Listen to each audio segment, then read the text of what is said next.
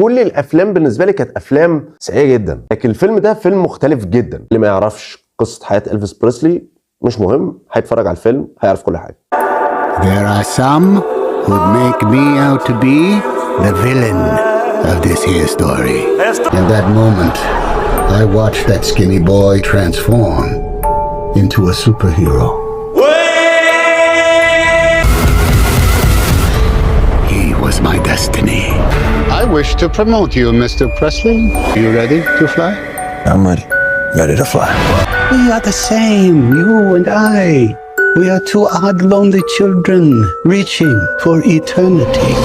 اللي عامل شخصيه توم باركر هو توم هانكس. طول الفيلم مش عايز تتفرج على توم هانكس، يعني اركن انت، انا عايز اتفرج على اوستن باتلر، مش وقتك. يعني توم هانكس بقوته الفنيه وقوته السينمائيه انت مش عايز تتفرج عليه. في ناس بتتكلم ان توم هانكس اداؤه في الفيلم مش حلو، الميك اب بتاعه مش حلو.